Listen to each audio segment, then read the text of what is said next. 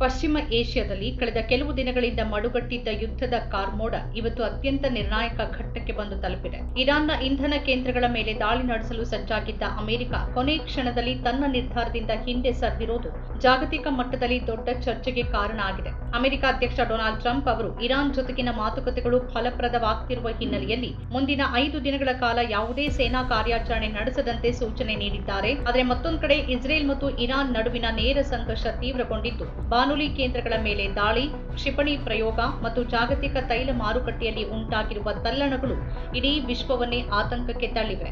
Trump ನಿರ್ಧಾರ ಮತ್ತು Iran ರಾಯಭಾರ ಕಚೇರಿಯ ಪ್ರತಿಕ್ರಿಯೆ. ಅಮೆರಿಕ ಅಧ್ಯಕ್ಷ ಡೊನಾಲ್ಡ್ ಟ್ರಂಪ್ ಅವರು ತಮ್ಮ ಟ್ರೂತ್ ಸೋಷಿಯಲ್ ಜಾಲತಾಣದಲ್ಲಿ ಹಂಚಿಕೊಂಡಿರುವ ಮಾಹಿತಿ ಇಡೀ ದಿನದ ಪ್ರಮುಖ ಸುದ್ದಿಯಾಗಿದೆ. ಇರಾನ್ನ ವಿದ್ಯುತ್ ಘಟಕಗಳು ಮತ್ತು ಇಂಧನ ಮೂಲಸೌಕರ್ಯಗಳ ಮೇಲೆ ಯೋಜಿಸಲಾಗಿದ್ದ ಬೃಹತ್ ಸೇನಾ ದಾಳಿಯನ್ನ ಸದ್ಯಕ್ಕೆ 5 ದಿನಗಳ ಕಾಲ ಮುಂದೂಡಲಾಗಿದೆ. ಇರಾನ್ ಸರ್ಕಾರದ ಪ್ರತಿನಿಧಿಗಳೊಂದಿಗೆ ನಡೆಸಿದ ರಹಸ್ಯ ಮಾತುಕತೆಗಳು ಸಕಾರಾತ್ಮಕವಾಗಿದೆ ಅಂತ ಟ್ರಂಪ್ ಹೇಳಿಕೊಂಡಿದ್ದಾರೆ.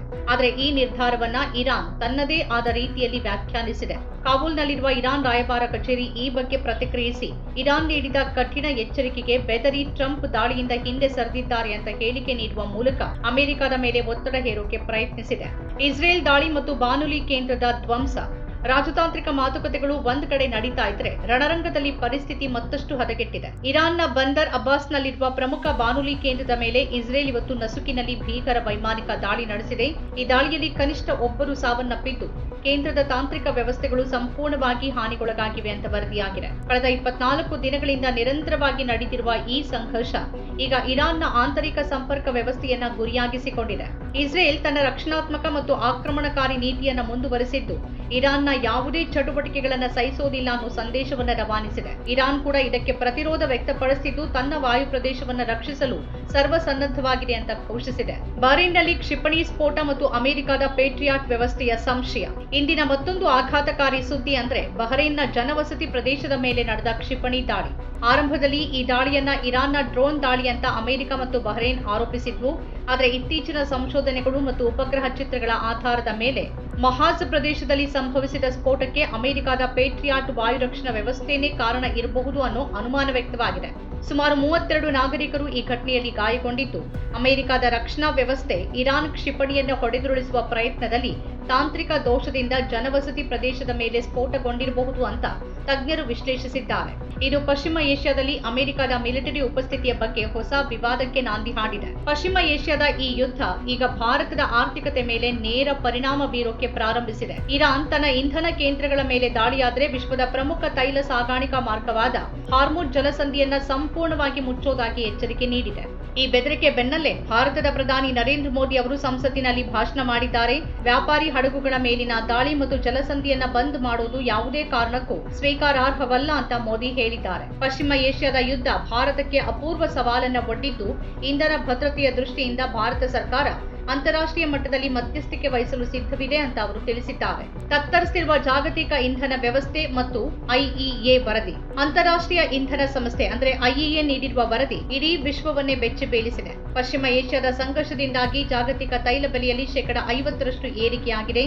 ಇಂದು ಮುಂಜಾನೆ ಪ್ರತಿ ಬ್ಯಾರೆಲ್ ಕಚ್ಚಾ ತೈಲದ ದರ $100 ಗಡಿಯನ್ನ ದಾಟಿದೆ. ಹಾರ್ಮುಜ್ ಜಲಸಂಧಿಯ ಅಡಚಣೆಯಿಂದಾಗಿ ಜಾಗತಿಕ ತೈಲ ಪೂರೈಕೆಯ ಸುಮಾರು 20% ಭಾಗ ಸ್ಥಗಿತಗೊಂಡಿದೆ. ಮಾರುಕಟ್ಟೆಯಿಂದ ಸುಮಾರು 400 ದಶಲಕ್ಷ ಬ್ಯಾರೆಲ್ ತೈಲ ಮಾಯವಾಗಿದ್ದು ಇದು ಜಾಗತಿಕ ಆರ್ಥಿಕ ಹಿಂಜರಿತಕ್ಕೆ ಕಾರಣ ಆಗಬಹುದು ಅಂತ ತಜ್ಞರು ಎಚ್ಚರಿಸಿದ್ದಾರೆ. ಇಸ್ರೇಲ್ ಮತ್ತು ಇರಾನ್ ನಡುವಿನ ಈ ದಾಳಿ ಪ್ರತಿದಾಳಿಗಳು ತೈಲ ಸಂಸ್ಕರಣಾಗಾರಗಳನ್ನು ಹಾನಿಗೊಳಿಸಿದ್ದು ಅವುಗಳ ದುರಸ್ತಿಗೆ ಹಲವು ವರ್ಷಗಳೇ ಬೇಕಾಗಬಹುದು ಅನ್ನೋ ಆತಂಕ ಸೃಷ್ಟಿಯಾಗಿದೆ.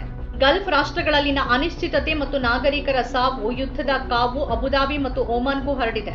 ಅಬುದಾಬಿಯಲ್ಲಿ ಯುಎಇ ಭದ್ರತಾ ಪಡೆಗಳು ಹೊಡೆದುರುಳಿಸಿದ ಬ್ಯಾಲಿಸ್ಟಿಕ್ ಕ್ಷಿಪಣಿಯ ಅವಶೇಷಗಳು ಬಿದ್ದು ಭಾರತೀಯ ಪ್ರಜೆಯೊಬ್ಬರು ಗಾಯಗೊಂಡಿದ್ದಾರೆ. ಈ ಘಟನೆ ಗಲ್ಫ್ ರಾಷ್ಟ್ರಗಳಲ್ಲಿ ವಾಸ ಮಾಡುತ್ತಿರುವ ಲಕ್ಷಾಂತರ ಭಾರತೀಯರಲ್ಲಿ ಭೀತಿಯನ್ನ ಉಂಟು ಮಾಡಿದೆ. ಅತ್ತ ಒಮಾನ್ನಲ್ಲಿ ಯುದ್ಧದ ನಡುವೆನೇ ಸಂಭವಿಸಿದ ಹಠಾತ್ ಪ್ರವಾಹಕ್ಕೆ ಕೇರಳ ಮೂಲದ 2 ಬಲಿಯಾಗಿದ್ದಾರೆ. ಪಾಕಿಸ್ತಾನದ ಗಡಿಯಲ್ಲೂ ಉದ್ವಿಗ್ನತೆ ಹೆಚ್ಚಾಗಿದ್ದು ವಾಯುಪಡೆ ಸಿಬ್ಬಂದಿಯೊಬ್ಬರನ್ನ ಬೇಹುಗಾರಿಕೆ ಆರೋಪದ ಮೇಲೆ ಬಂಧಿಸಲಾಗಿದೆ. ಸುಡಾನ್ ಮತ್ತು ಪಾಕಿಸ್ತಾನದ ವಿವಿಧ ಭಾಗಗಳಲ್ಲಿ ನಡೆದ ದಾಳಿಗಳಲ್ಲಿ 16 ಜನ ಪ್ರಾಣ ಕಳ್ಕೊಂಡಿದ್ದಾರೆ. ಕಳೆದ 24 ಗಂಟೆಗಳು ಪಶ್ಚಿಮ ಏಷ್ಯಾದ ಪಾಲಿಗೆ ಅತ್ಯಂತ ಸಂಕಷ್ಟದ ಸಮಯವಾಗಿದೆ. ಟ್ರಂಪ್ ಅವರ 5 ದಿನಗಳ ಗಡುವು ಯುದ್ಧವನ್ನ ಶಾಶ್ವತವಾಗಿ ನಿಲ್ಲಿಸುತ್ತಾ ಅಥವಾ ಇದು ಕೇವಲ ದೊಡ್ಡ ಬಿರುಗಾಳಿಗೆ ಮುನ್ನ ಇರುವ ಶಾಂತಿನ ಅನ್ನೋದು ಸದ್ಯದ ಪ್ರಶ್ನೆ. ಇಸ್ರೇಲ್ ಪ್ರಧಾನಿ ನೆತಾನ್ಯಾಹು ಜಾಗತಿಕ ನಾಯಕರಿಗೆ ಇರಾನ್ ವಿರುದ್ಧ ಯುದ್ಧಕ್ಕೆ ಕೈಜೋಡಿಸುವಂತೆ ಕರೆ ನೀಡುತ್ತಿರುವುದು ಪರಿಸ್ಥಿತಿಯನ್ನ ಮತ್ತಷ್ಟು ಜಟಿಲಗೊಳಿಸಿದೆ. ತೈಲ ಬೆಲೆ ಏರಿಕೆ, ಕ್ಷಿಪಣಿ ದಾಳಿಗಳು ಮತ್ತು ರಾಜತಾಂತ್ರಿಕ ಜಿದ್ದಾಜಿದ್ದಿನ ನಡುವೆ ವಿಶ್ವದ ಕಣ್ಣು ಈಗ ವಾಷಿಂಗ್ಟನ್ ಮತ್ತು ಟೆಹರಾನ್ ನಡುವಿನ ಮುಂದಿನ ಹಂತದ ಮಾತುಕತೆಗಳ ಮೇಲೆ ನೆಟ್ಟಿದೆ. ಭಾರತದಂತಹ ರಾಷ್ಟ್ರಗಳು ತಮ್ಮ ಆರ್ಥಿಕ ಹಿತಾಸಕ್ತಿ ಮತ್ತು ನಾಗರಿಕರ ರಕ್ಷಣೆಗಾಗಿ ಜಾಗತಿಕ ಮಟ್ಟದಲ್ಲಿ ತೀವ್ರ ಒತ್ತಡ ಹೇರ್ತಿವೆ. ನಮ್ಮ ಕಾರ್ಯಕ್ರಮಗಳನ್ನು ನೀವು ನೋಡ್ತಾ ಇದ್ರೆ ನಮ್ಮ ಚಾನೆಲ್ ಅನ್ನ ಸಬ್ಸ್ಕ್ರೈಬ್ ಮಾಡಿ, ಪಕ್ಕದ ಬೆಲ್ ಐಕಾನ್ ಒತ್ತಿ ನಮ್ಮನ್ನ ಬೆಂಬಲಿಸಿ. ಹಾಗೆ ನಮ್ಮ ಕಾರ್ಯಕ್ರಮಗಳನ್ನ ಲೈಕ್ ಮಾಡಿ, ಕಮೆಂಟ್ ಮಾಡಿ, ಅದನ್ನ ಬೇರೆಯವರಿಗೂ ವಾಟ್ಸ್ಆಪ್ ಮೂಲಕ ಶೇರ್ ಮಾಡಿ. ನೀವು ಹೀಗೆ ಮಾಡಿದಾಗ ನಮ್ಮ ಚಾನೆಲ್ ಇನ್ನಷ್ಟು ಮತ್ತಷ್ಟು ಜನರಿಗೆ ತಲುಪಲು ನೀವು ನಮ್ಮೊಂದಿಗೆ ಸಹಕರಿಸಿದ ಹಾಗಾಗುತ್ತೆ. ಇದು ನೀವು ಯಾವುದೇ ಖರ್ಚಿಲ್ಲದೆ ಕೆಲವೇ ಸೆಕೆಂಡುಗಳಲ್ಲಿ ನೀಡಬಹುದಾದ ಸಹಕಾರ. ಧನ್ಯವಾದಗಳು.